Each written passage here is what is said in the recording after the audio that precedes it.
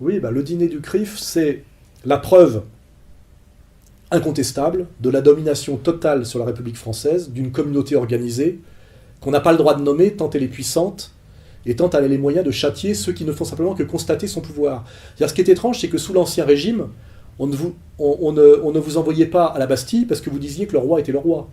Aujourd'hui, on a des gens qui ont les pleins pouvoirs en France, ça se voit et c'est explicite, et qui vous menacent de prison parce que vous dites simplement qu'ils ont les pleins pouvoirs en France. Or, c'est une certitude, c'est vérifié par le dîner du CRIF.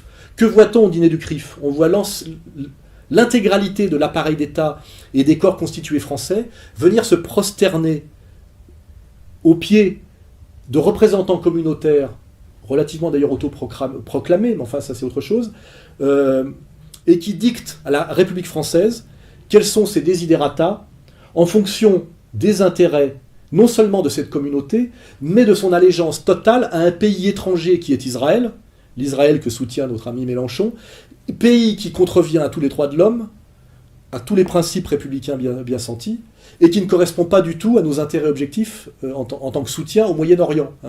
Voilà, si je fais référence à la politique gaulienne équilibrée, voilà, qui était une politique intelligente. Voilà. Et ce dîner de soumission de la République française à une communauté toute puissante se permet, dans une chutzpah magnifique, de s'appeler dîner républicain. Ce n'est pas un dîner républicain, c'est un dîner communautaire anti-républicain, puisque la République, je le rappelle, ne reconnaît aucune communauté et prétend bien et décrète dans sa constitution que rien ne doit exister et qu'elle ne reconnaît rien entre l'individu citoyen et l'État. C'est d'ailleurs ce qui fait que la Révolution française a dissous ce qu'on appelait les corps intermédiaires. Voilà. Donc en réalité, là on est dans ce qu'on appelle la chutzpah, ce que Bernard Lévy adore, c'est ce qui est finalement ce que Schopenhauer appelait l'art d'avoir toujours raison, qui est en fait une description laïque de ce qu'est la casuistique dialectique talmudique, c'est le mensonge intégral. Appeler dîner républicain le dîner du CRIF, c'est se foutre de la gueule du monde. C'est un dîner anti-républicain, et c'est un dîner communautaire, et c'est le dîner qui, par ce qu'il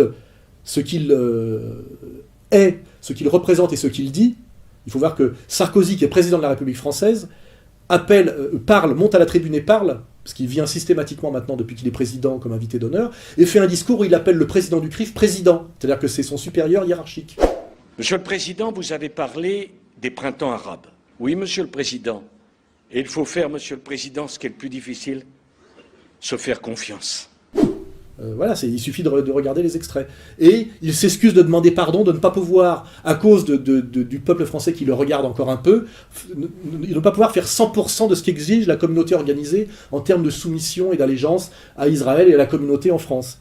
En leur disant, vous comprenez, il faut bien que je fasse un peu semblant d'être un républicain et l'élu du peuple français. Excusez-moi si je ne fais pas 100% de ce que vous me demandez. C'est exactement la teneur de son discours, avec une posture de petit garçon devant ses maîtres. Voilà. Et là, on a encore un truc, la cerise sur le gâteau. Si on voit François Hollande, le successeur programmé de Sarkozy, si tout se passe bien, selon l'oligarchie mondialiste, qui a aussi à voir avec cette communauté toute puissante au niveau mondial, on voit Hollande venir, serrer la main à Sarkozy, copain comme cochon, avec Monsieur Prasquier qui est au milieu, qui leur tape sur l'épaule, un peu comme dans les films sur la mafia, vous savez, on a le combat de boxe truqué avec le chef de la mafia qui touche le pognon et les deux boxeurs qui ont bien compris lequel devait se coucher au troisième round, etc.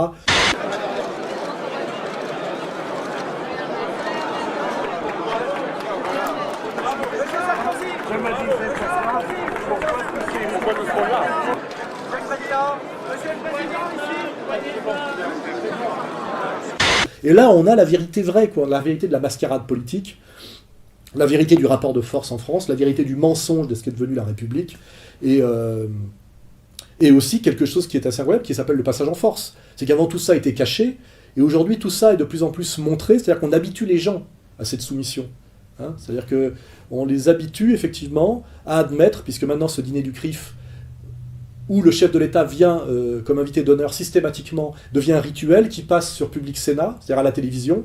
Et je pense qu'on nous amènera progressivement, si rien ne se passe de type processus d'émancipation authentiquement populaire, on arrivera à la phase que ce dîner soit diffusé en prime time sur le service public sur France 2, et que ce soit la grand-messe annuelle qui établit bien la hiérarchie et la hiérarchie de soumission admise par le peuple français, à force d'avancer petit à petit, cran par cran, selon la théorie, vous savez, de la grenouille dans la casserole d'eau tiède, dont on fait monter la température progressivement jusqu'à ébullition complète, voilà, pour qu'elle meure d'endormissement. Voilà. On en est là.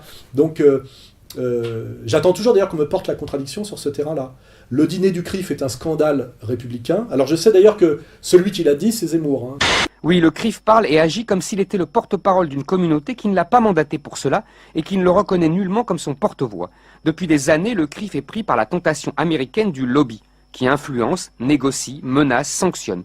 Zemmour, qui dit tout comme moi, toujours avec un peu après, a fait sa chronique tout à fait respectable le lendemain sur RTL sur le scandale du dîner du CRIF. Il ne fait jamais que répéter ce que je dis 10 ans après, et il lui a le droit de le dire et n'est pas interdit de médias parce qu'il est membre de la communauté juive, et ce qui fait qu'il n'est pas tout de suite flingué. C'est-à-dire qu'on est quand même tous dans un petit théâtre juif, où même celui qui dit que le dîner du CRIF est un dîner scandaleusement communautaire et anti-républicain fait partie de la communauté organisée. Donc voilà, je veux dire, tout est quand même verrouillé de A à Z. Quoi. Voilà, et moi, je fais... qui ait dit ça avant lui, comme d'ailleurs tout le reste, hein, tout ce qu'il a dit, je l'ai dit avant lui, écrit avant lui, et ben je fais des vidéos sur Internet en attendant, chez moi, comme je dirais un clandestin, un russe dissident à l'époque de l'URSS, de Solzhenitsyn et de Brejnev. Hein. Je fais une petite vidéo chez moi en attendant d'entendre la police frapper à ma porte pour m'emmener en prison, pour je ne sais pas trop quelle loi antidémocratique et anti-républicaine. On sait que ces lois s'étendent, on l'a vu la dernière fois, avec la loi soi-disant sur le génocide arménien, dont on pourra parler. Voilà, donc je fais comme je peux de la résistance, je fais comme je peux du samizdat, en attendant de voir à quel moment la police politique au service de cette domination va venir m'arrêter, car je fais, en plus d'oser faire ces critiques, je ne suis qu'un goy. Hein, voilà, c'est-à-dire que normalement, je n'ai pas le droit d'ouvrir ma bouche. C'est réservé, même cette critique de la domination du peuple élu est réservée aujourd'hui aux membres du peuple élu. Voilà.